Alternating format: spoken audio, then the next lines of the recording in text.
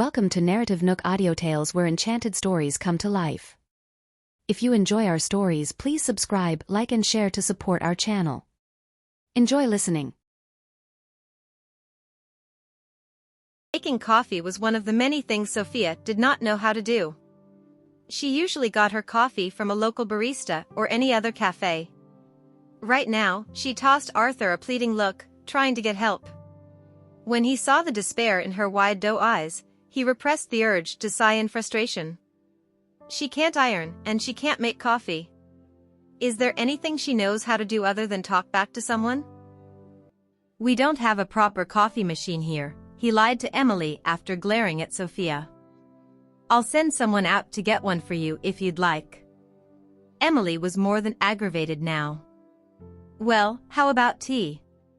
Surely, she can bring me tea. She was trying to gauge how important this so-called maid was to Arthur, and there was no hiding the fact that Emily hated Sophia's guts. Hence, the former was currently thinking of ways to get rid of the latter and eradicate any good impression Sophia might have made on Arthur. I have to make Artie hate her too. That way, if he decides to keep her, I can order her around as I like. Emily knew she had to nip this in the bud before she ended up losing Arthur to some tramp maid. At once, Sophia bustled off into the kitchen to make tea, which, thankfully, was something she knew how to do. She had made the tea and brought the tray over to the couch, but just as she was setting down the cups on the coffee table, Emily asked, "You're a maid, aren't you? Where's your uniform?" Emily was immediately unhappy when she noticed that Sophia was wearing a nice dress, not to mention, looking really good in it. Sophia's eyes flickered over to Arthur as she said slowly, "I've only started work a month ago, so I don't have a uniform." "Then I shall get one ready for you," Emily declared with a smirk. "There's no need for that," Arthur interjected. "Honestly, I find uniforms to be a stuffy concept." This made Emily choke on her tea. She began to wonder just who Sophia was to warrant such concern from Arthur, who was famed for being stoic, and why he kept speaking up for her. "Thank you, young Master Weiss," Sophia said, then backed out of the living room. She had a feeling that her life here wasn't going to be all rainbows and butterflies now that Emily had moved in.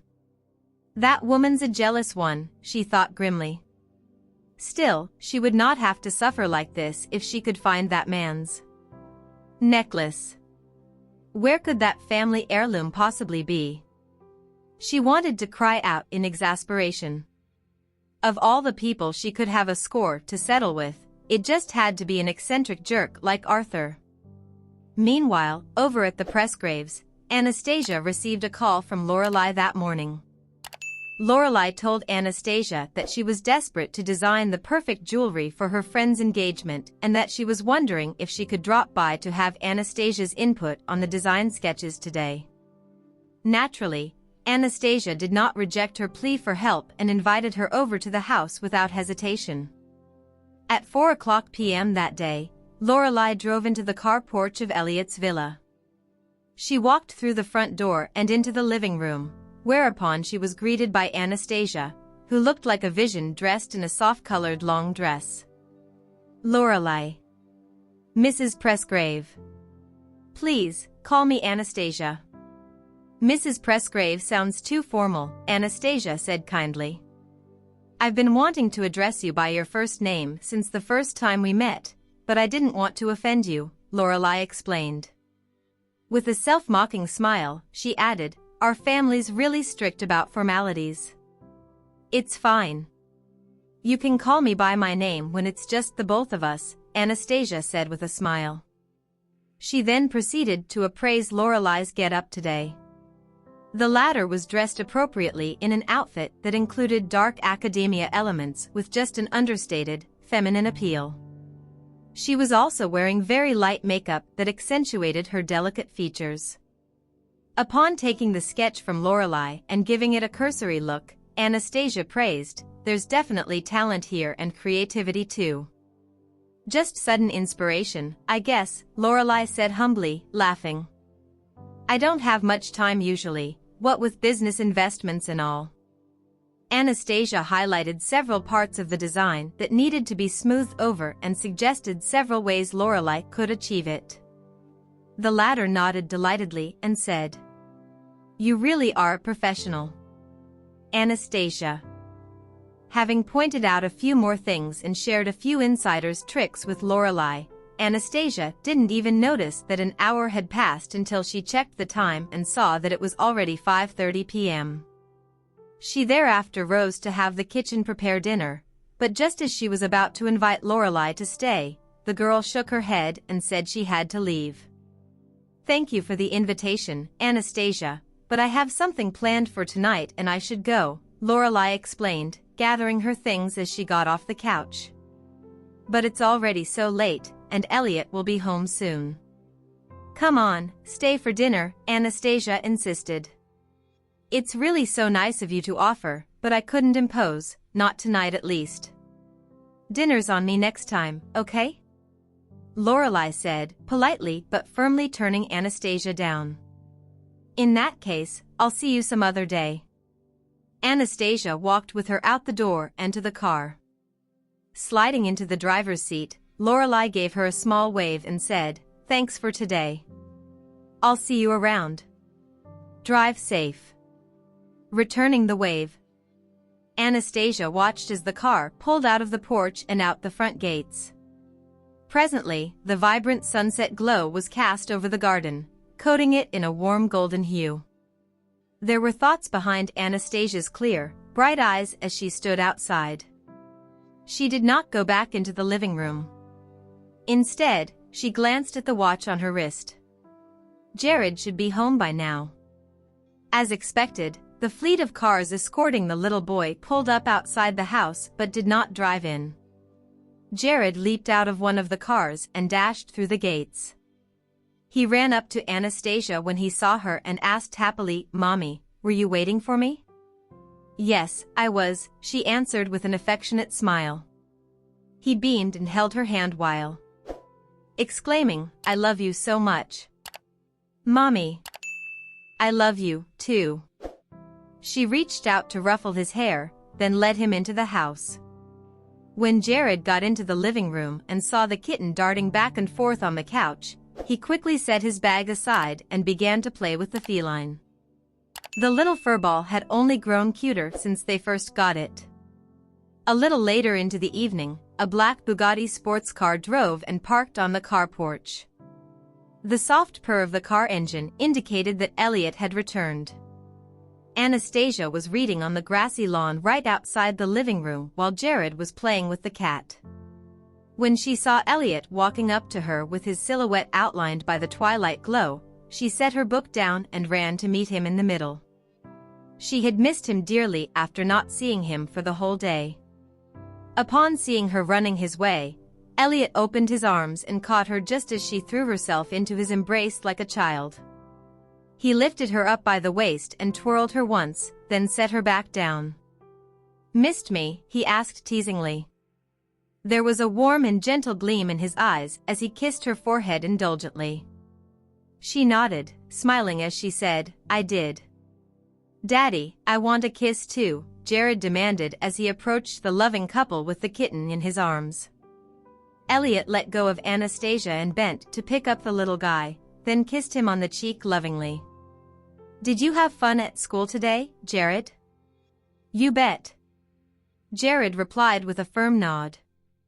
The kitten looked decidedly unhappy when it saw that everyone else had received Elliot's affection. Meow. Having considered the feline to be part of the family, Elliot reached out to pat its soft, furry head and asked, "You're not angling for a kiss too, are you?" The kitten meowed once more as if to answer in the affirmative. Amusement seized Elliot as he continued scratching the cat behind its ears to placate it. There was a serenity in the way the family of three and their cat hung out with each other under the evening sky. For a while, it was as if the world was at peace. Meanwhile, Laurelai was on her way home when she called her mother and told her what happened with Anastasia. Upon hearing the details, Kendra said on the other line, "You did the right thing, Laurelai. That way, Anastasia won't be suspicious of you or see you as a threat. Laurelai had deliberately dropped by Anastasia's house during the late afternoon and left before dinner time just so the latter wouldn't think she was trying to butt into her family affairs. The clever planning would help Laurelai make a good impression on Anastasia, who would then put her guard down. Presently, there was an ambitious glimmer in Laurelai's eyes as she said, "By the way, Mom, I've already sent in my resume to Pressgrave Group." "That's a little too soon, Laurelai. My father said not to rush the plan, remember? After all, Elliot is still in his honeymoon phase with Anastasia. You ought to wait until she's got a second kid on the way before you make a move." "Mom, don't worry, I'm only doing this to gauge Elliot's feelings for me, that's all," Laurelai explained. It was like playing chess, and every move she made along the way was intentional with a purpose behind it. "Very well, but make sure that you pace yourself and don't muck up our plans." "I know, Mom. I'll be careful," Laurelai promised calmly. It was 10 p.m. when Anastasia got out of the shower that night to get ready for bed, only to see the kitten clambering onto the couch, its claws digging into the fabric as it launched itself onto the padded cushion. It let out a soft mewl as though to insist it could make it on its own. Anastasia sat down to the side and asked in amusement, "Shouldn't you be with your darling little master, instead of hanging out in our room?" The kitten managed to get onto the couch, and as a reward, it staked out a corner and curled up in it, then dozed off. Just then, the bedroom door opened and Elliot walked in dressed in his lounge suit.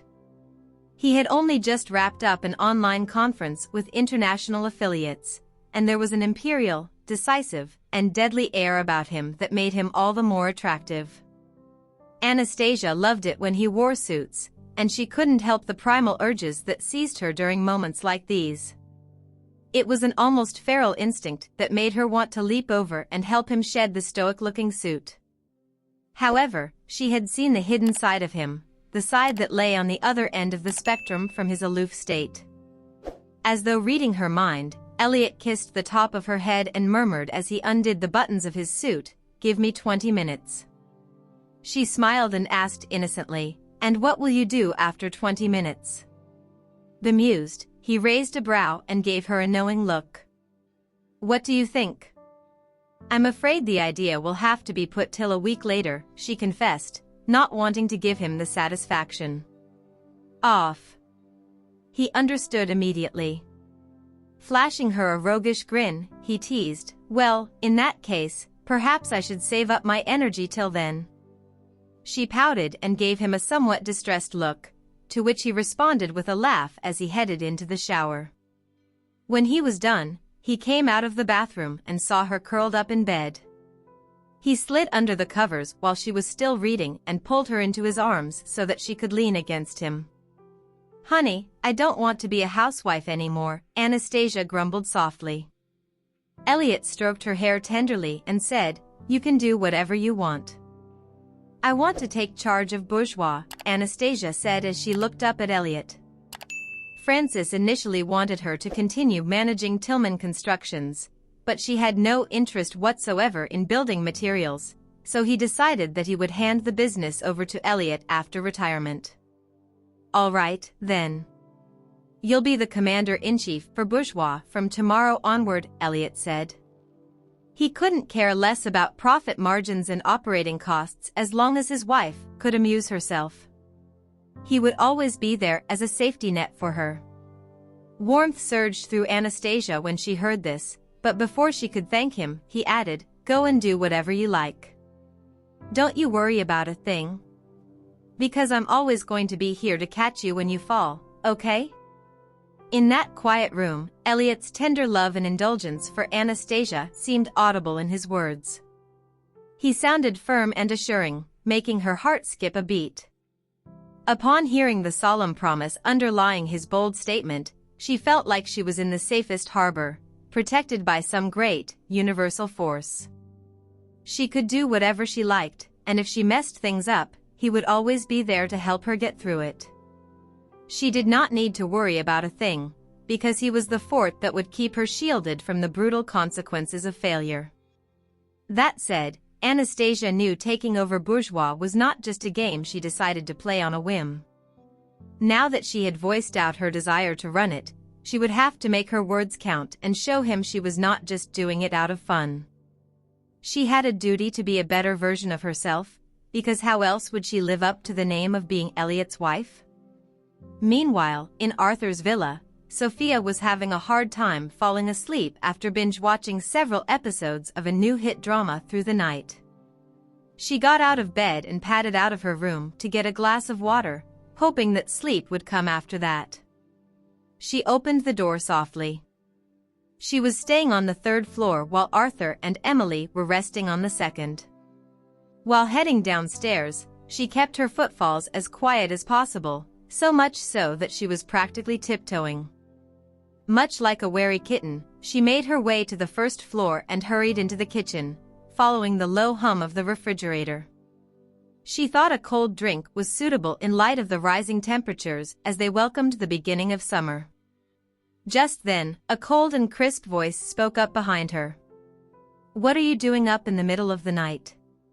Sophia gasped and turned around, but she did so too quickly and ended up bumping her head against the door of the freezer compartment. The loud thud resonated throughout the kitchen like an ominous drumbeat. "Could you not creep up on me like that? For heaven's sake, you had me half scared to death," she snapped, rubbing the sore spot on her head as she shot Arthur a resentful look. Arthur came up to her. He was a head taller than her, and he was here to get a drink as well. The refrigerator light cast a warm glow on both of their silhouettes as they stood there facing each other. At that moment, Sophia noticed the carton of milk on the top row of the refrigerator and reached up to grab it. However, her fingertips could barely brush it. She was just about to give up when a large hand easily grabbed it and handed it to her. As she took over the milk, she looked up at the man to thank him, only to be caught off guard. He seemed to have slept before coming downstairs. His ink-colored hair was currently tousled over his forehead, unlike during the day. He was peering into the fridge for something to drink as well, revealing his side profile, which was all sharp jawline and delicately chiseled features. He looked breathtaking. Presently, Arthur sensed Sophia staring at him, and he looked down with narrowed eyes as he demanded, "What are you looking at?" "Huh? Oh, nothing." Sophia muttered lamely, breaking eye contact. Her heart was beating so loud and fast that it was a wonder he didn't hear it. Swallowing convulsively, she darted around him as she was about to leave. In the end, he grabbed another bottle of milk off the top row of the refrigerator and closed the door. The hallway grew dim immediately in the absence of the refrigerator light, and Sophia, who was hardly paying any attention while walking, accidentally slipped on one of the steps. There was a thud as she fell, bashing her knee on the steps as she grappled around in the dark to steady herself. Ow, she winced at the pain that tore through her knee. She must be bleeding. By now, the fall had scraped the skin of her knee. At the sight of this, Arthur came up to her and frowned. How did she even manage to survive all the way into adulthood? Presently, Sophia had eased herself into a sitting position on the stairs and her face was all scrunched up with pain as she gingerly rolled up her pajama pants. Sure enough, both her knees were bleeding. What's going on up in that brain of hers? Arthur stared at her wounds in disbelief, then crouched down to examine them as he scolded, "Don't you watch where you walk?" Sophia looked up at him incredulously. He was the reason why she had slipped and fallen on the staircase like an idiot with no motor skills. It wasn't her fault that he looked that good in the refrigerator light and made her rethink how handsome he actually was. "I'm fine," she said with a steely edge in her voice, then slowly tried to get up. "Sit down," Arthur ordered. She was stunned when he straightened up and found his way to the sideboard, then returned with a first aid kit in hand. "I can do that myself," Sophia said anxiously. She was terrified of the stinging, burning pain that came with the menial procedure of cleaning up one's wounds, and she would much rather do it herself than have him administer first aid on her. Arthur, however, ignored Sophia and proceeded to clean up her wounds with its sterilized Q-tip. When he went on to apply the antiseptic, she hissed in pain and gasped softly. "Ow, that hurts." The way she yelped was so suggestive that Arthur stopped and shot her a freezing look, as though angry that his testosterone decided to react to her voice. At present, neither of them noticed the fuming figure that stood on the second-floor landing with her hand on the banister. Emily had been awakened by the ruckus downstairs, so she came out of her room and Sophia's soft moans of pain sounded. She then decided to head downstairs only to see Arthur helping the girl clean her bleeding shins. One could call it first aid, but to Emily, who was so blinded by jealousy she could hardly think straight, Sophia was a cunning vixen who had resorted to such cheap acts to win over Arthur's attention. "What happened, Arthur?" Emily asked aloud, pretending as if she had been woken up by the commotion as she continued her way down the rest of the steps. Sophia hurriedly rolled down the legs of her pajama pants and apologized. "Did we wake you, Miss Jennings? I'm terribly sorry for that. Did something happen to you?" Emily asked, meeting the other girl's gaze confrontationally. "I fell and scraped my knees earlier, so Mr. Weiss helped me stop the bleeding," Sophia answered frankly. "Well, if you're not bleeding anymore, then go back to your room," Emily bit out grimly. Arthur went to keep the first aid kit while Sophia hurried up the stairs, but when she passed Emily, the latter grabbed her by the wrist and warned through gritted teeth, "Stay away from my man if you don't want to end up in the sorriest circumstances known to man." Emily had said this so quietly that Sophia was the only one who could hear it, but the icy warning in her tone was not lost. It was only after Sophia was released from her grip that she hurried up the stairs, baffled by how much untoward hatred Emily had for her. She wanted to tell her that she was a natural klutz and had no intention whatsoever of seducing Arthur. Letting out an angry huff, Emily met Arthur at the bottom of the staircase and said, "I don't think I can go back to sleep now. Stay up for a chat, Artie." "I'm tired," Arthur said, handing her the bottle of milk he had taken from the fridge earlier. "Here, you can have this." He hadn't actually been thirsty at all when he grabbed the milk. He had out of his bedroom when he heard gone footsteps coming down from the third floor, and as for the milk, it was nothing but chilled subterfuge. Emily was furious. "So, Artie would rather rendezvous with the maid than stay up and talk to me. Is that it? Looks like I've severely underestimated how much Sophia means to him." The next morning, Anastasia woke up as the weak sunlight spilled into the room and over the side of the bed. Elliot had already called Larry, the vice president of Bourgeois, and asked him to drop by the house with a compilation of all the relevant company information. Over the phone, Elliot added that Anastasia would be in charge of running the business starting from today. Elliot had left for work after that, leaving Anastasia to wait for Larry's arrival at home. When the clock struck 10, Larry and his assistant were escorted into the living room by the maid. Larry glanced at the woman on the couch. "She's blossomed into a whole new person now, one that must not be overlooked under any circumstances," he thought. He still remembered the days when she had started out in Bourgeois. Elliot had asked him to persuade her to accept the gift of top-quality real estate and made him bring her the information on the property as well. However, completely unfazed by the otherwise tempting gift, Anastasia turned him down. From that moment onward, Larry had a feeling that she could very well become his superior. As it turned out, his gut had been right. Unlike the first few times they met, Anastasia looked wiser and more focused now, with a confidence that seemed to shine through, polished by years of experience. "Vice President Young, it's been a while," she greeted with a smile. "Mrs. Presgrave, I hope you've been well," Larry replied affably, acknowledging the difference in their positions now. You can always call me Anastasia, you know. Oh, no, I couldn't. I think Madam President has a nice ring to it, or maybe President Tillman, he said humorously. She did not try to dissuade him from addressing her as such. Could you give me a rundown of the business strategies for bourgeois and the execution plans for them? I've only just taken over, and I'd really appreciate it if you could be my stalwart guide in company matters. Larry was more than happy to do so. After all, Anastasia was married to Elliot now, and under her leadership, Bourgeois was sure to reach new heights in the industry. Anastasia listened to what Larry had to say attentively.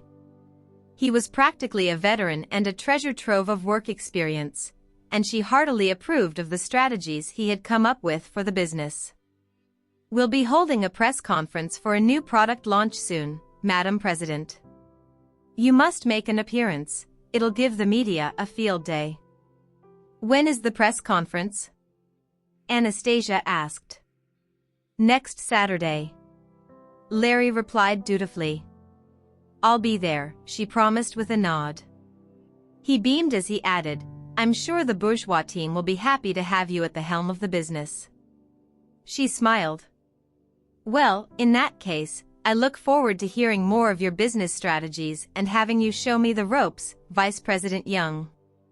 While this was happening, Elliot was in his office at Pressgrave Group, sifting through the documents piled up on his desk when he came across a resume. He opened the folder and frowned slightly. It was Laurelai's resume, and she was applying not for an important position, but for an analyst job advertised by the finance department in one of his subsidiaries in the country. However, as it was against the rules to employ members of the Pressgraves' extended family, Elliot had no choice but to reject her job application. He decided that he would personally recommend her to some other company instead. Seeing the number she had written at the very top of her resume, he grabbed his phone and called her. Hello? Laurelai greeted on the other line. Hey, Laurelai, it's Elliot here. I just saw your resume and I believe an analyst job is far beneath your capabilities, he said in a gravelly tone. Laurelai said earnestly, Elliot, if you've read my resume, you would know that I don't care about the job as much as I do about getting into your company. I can recommend you to another company that happens to be hiring, and I think you'd be a good fit for the job, Elliot said firmly. She paused for a few seconds before pressing, I'm actually in the area right now.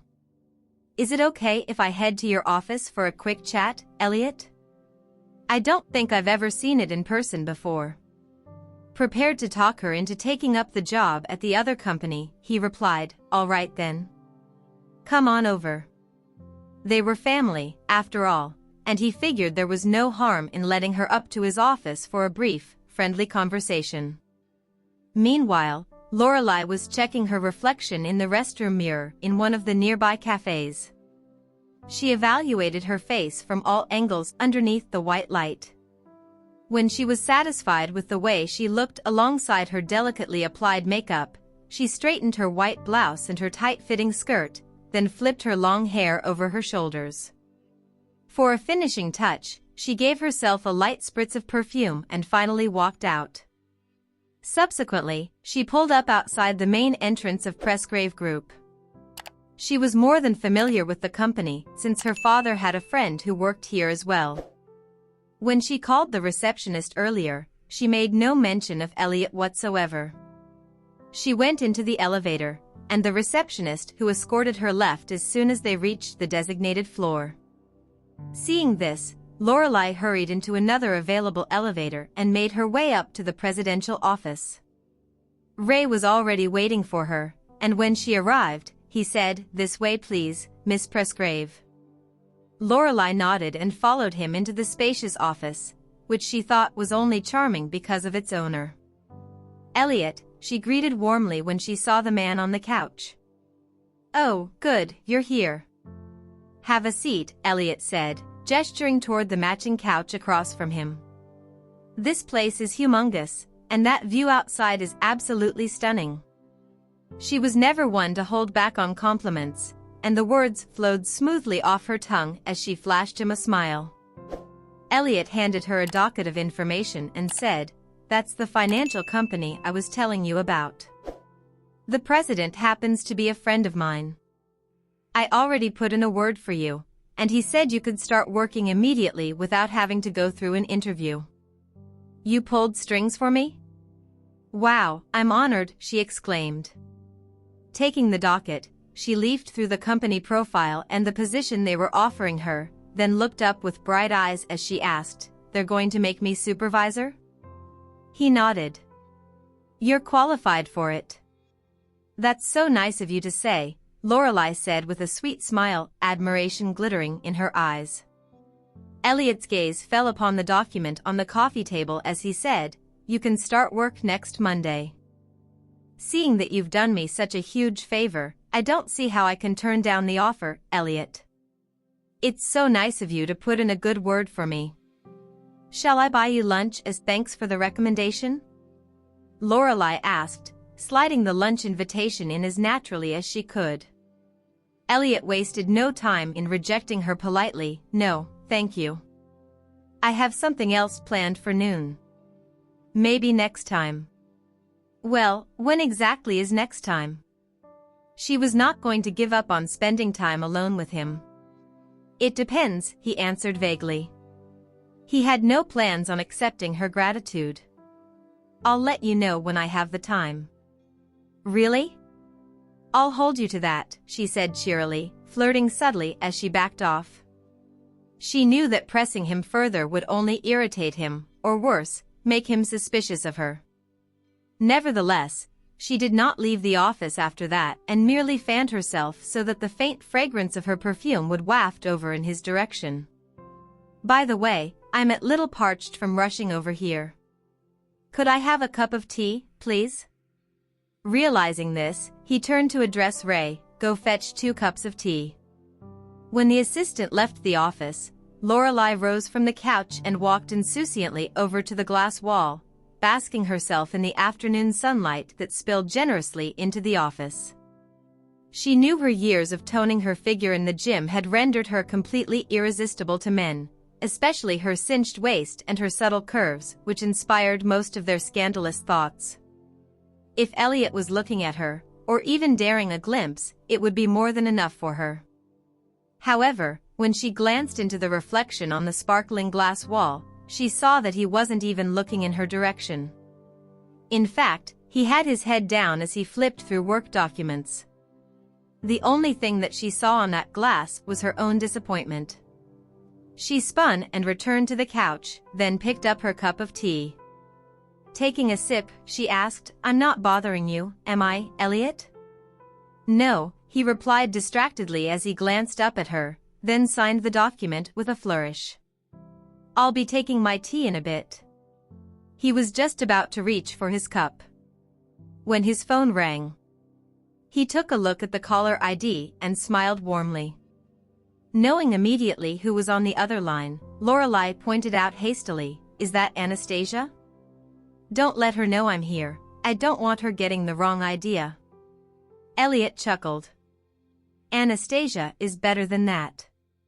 Naturally, he did not plan on telling his wife about Laurelai's visit either. He picked up his phone and greeted in a voice like velvet, "Hey, sweetheart. So, I just had an informal meeting with Larry, and I told him to get an office ready for me.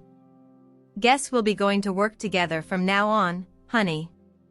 His eyes positively glimmered when he heard this, and he chortled as he said, "You know what? I'll get him to set up an office right on my floor so that we can see each other all the time."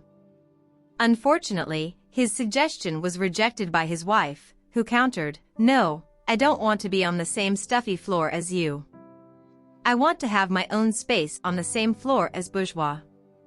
He was admittedly hurt, but he brushed it off and gave an exasperated laugh. "All right, we'll do it your way."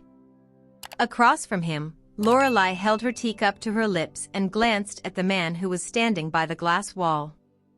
She took in the sharp lines of his silhouette longingly, and her heart twisted with bitter jealousy when she heard the gentle way he spoke to Anastasia.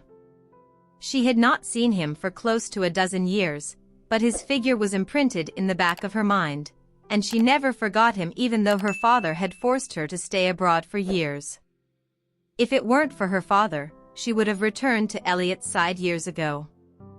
Alas, fate had a cruel sense of humor, for her existence got in the way of her father stealing the Presgrave family fortune. She never even got the chance to tell Elliot of her feelings for him, and all this while, she remembered him as the boy next door who had sent her heart racing since they were children. She could still remember how they used to run around the Presgrave residence gardens together, and how he would take her hand to help her to her feet whenever she fell. He would comfort her when she cried, and stand up for her when she broke a vase or two. He was the only religion she ever knew as a child, the one person she wanted to devote herself to on a daily basis.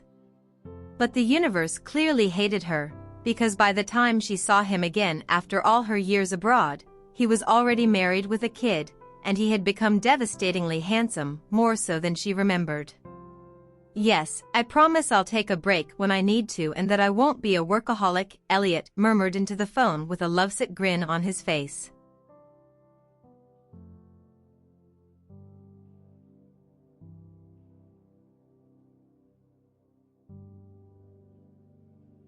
He then went on to ask about her morning, and after reminding her to keep warm during her time of the month as well as exchanging sweet nonsense with her, he hung up reluctantly.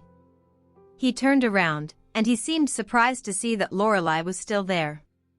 Following, he walked over to the couch and took his seat. "So, it was Anastasia after all. You're so lucky to have found a wife like her." "She's wonderful," Laurelai praised with a smile. There was a bright gleam in Elliot's eyes as well as he said, "She's the best. I'm telling you, I don't know what I did to deserve someone like her." The childhood memories flitted through Laurelai's mind like scenes from some old movie, emboldening her. Hence, she couldn't help bringing them up as she asked, "Elliot, do you still remember the time when I broke the vase in your family home?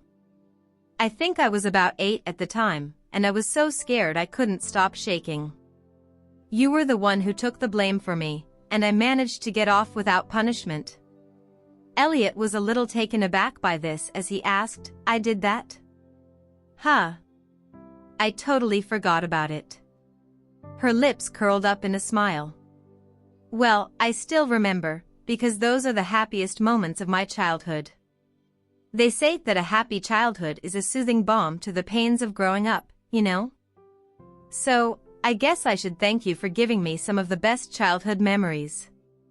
She looked up at him after finishing her sentence and her gaze lingered on the features that she so adored. Hearing what she said, Elliot gave her a perfunctory smile. "Did you have a good time abroad?" "I suppose I did, though I was a little lonely," she admitted with a sigh. "If I ever come across someone suitable, I'd be sure to send them your way." She feigned embarrassment as she mumbled, "You don't even know my type." "Oh, that's right," he said. "Come on, tell me." He wanted to know what he should look out for if he wanted to set her up with someone. She narrowed her eyes as if in thought. A sweet smile broke over her face as she gazed at him and said, "I'm not asking for much. I want someone as handsome and capable as you." Elliot's instincts were sharp to begin with, and he could sense that the admiration she had for him was beyond platonic the moment he saw the smoldering gleam in her eyes. If he were any other man, he might find her love for him a triumph, something to gloat about to his peers. But he was not such a man, and her unsolicited affections only served to push him away. He eyed her sullenly as he said, "Laurelai, I do not wish to hear such things again. Anastasia is the only woman for me, and nothing will ever change." He ended his sentence calmly, but there was no hiding the dangerous warning that belied his words. At once, Laurelai bristled and quickly explained, "I think you're getting the wrong idea here, Elliot. I'm not trying to come between you and your wife. You're like a baby sister to me, always have been, always will be," he continued while his gaze darkened. At some point, it was like staring into the icy depths of some pitch-black abyss. A chill ran down her spine when she heard this. More than anything, she was surprised to be rejected by him. I'm sorry if I cracked a joke and it went too far. Elliot. I guess I thought it was okay for me to say something like that because of how much we used to hang out as children, she apologized lamely, attempting to salvage the situation. However, Elliot did not bother letting her continue with her explanation, be it true or false. I have a meeting to get to, so you should go. With that, he picked up the documents he had signed earlier and walked back to his desk. Laurelai, on the other hand, rose in a daze and said slowly, I'll get going now then. Goodbye, Elliot. When she was out of the office, she clutched the front of her shirt and stared into space helplessly. She never imagined him to be so loyal to his marriage, much less so protective over his wife. This could become a hurdle to her father's plans, but she figured this hiccup was only due to the fact that Elliot was newly married. At some point, he would grow weary of Anastasia and begin to resent her for chaining him to a miserable marriage. If Kendra's advice was anything to go by, he would start feeling that way around the time Anastasia fell pregnant again, and that would be Lorelai's window of opportunity. Meanwhile, a fleet of cars was passing through the fields in the countryside, cruising down the road that led into the woods in the distance. Sophia was in the back seat of the second car in the fleet, and after taking a short nap, she woke up only to find that she was surrounded by acres and acres of farmland. As such, she rested her arms on the edge of the car window and peered out of the glass at the idyllic scenery. Arthur was going to evaluate a place that was famed for its serenity, and he had brought along with him a renowned medium. It was around noon when they arrived at a restaurant that looked heavily outback-inspired. The 4 cars of the fleet pulled into the parking lot after Arthur decided that they were going to have to settle for lunch here. They had driven close to 50 miles out of the city, and as things were, it was impossible for them to find a decent restaurant in that area, much less high-end dining establishments. When the second car rolled to a stop, Sophia happily got down from the vehicle. She was just about to stretch to loosen her joints when suddenly, a large and aggressive dog came rushing out of the doghouse on the premises and began barking ferociously at them. Being the closest one to the dog, Sophia visibly blanched, and fear made her seek out the person most likely to protect her. Without a word, she instinctively latched herself onto said person and clung to him for dear life. Just like that, the young, handsome, and muscular bodyguard became Sophia's shield. She clung to him like an octopus as she yowled. Ah! Save me! Her bodyguard carried her into his arms while kicking the dog in the snout as the animal reached her.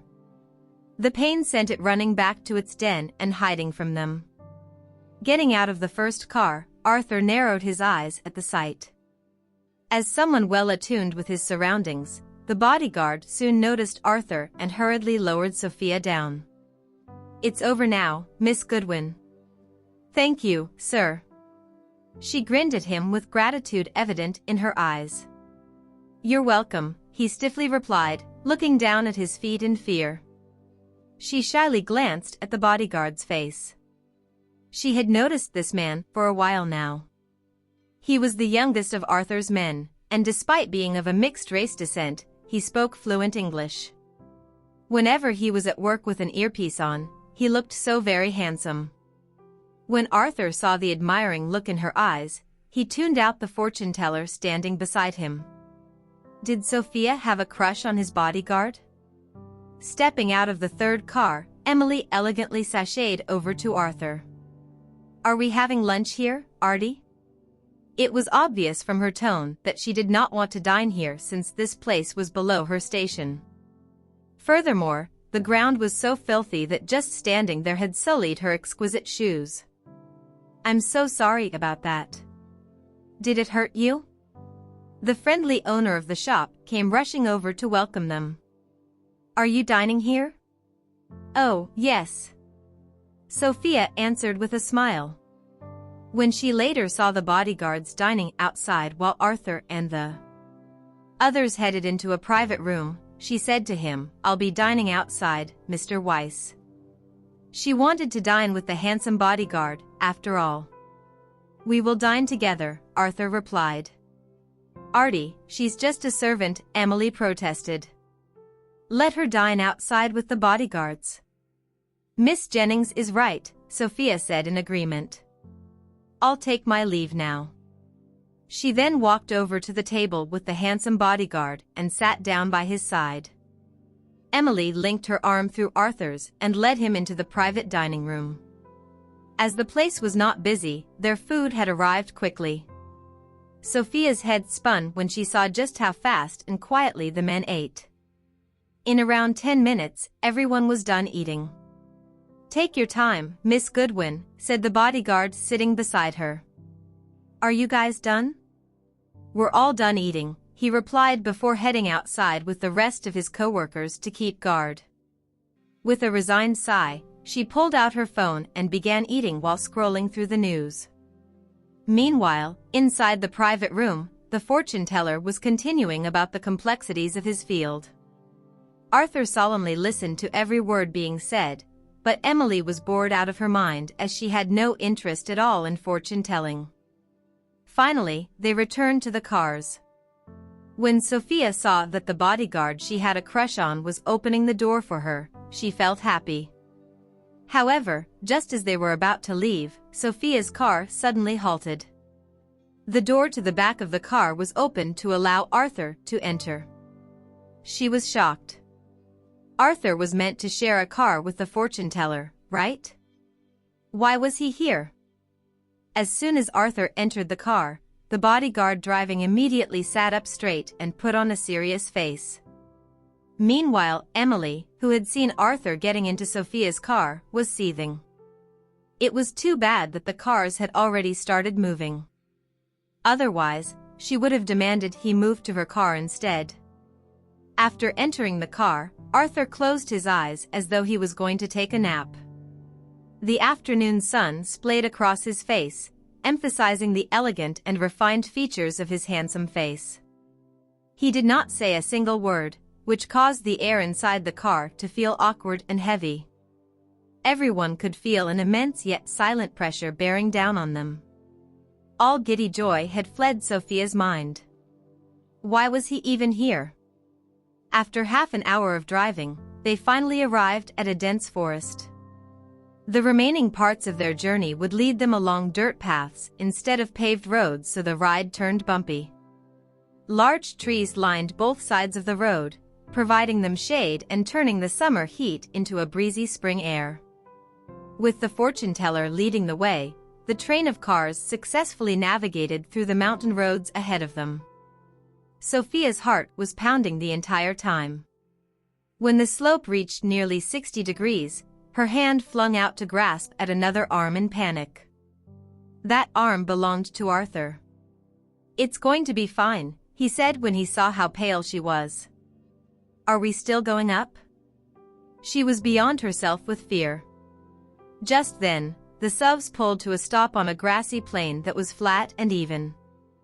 Emily immediately dashed out of her car and fell to her knees as she began puking.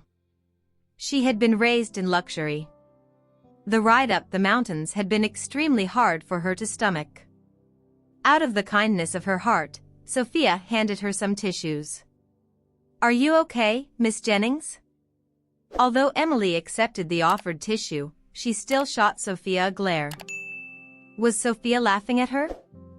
"Young Master Weiss, we will need to walk for a while longer before we arrive at our destination." "What? We still have to walk?" Emily loudly protested. Why did she come along? All she got was pain and suffering. "How long do we have to walk?" "About 20 minutes or so," replied the fortune teller. "Rest in the car," Arthur said to Emily.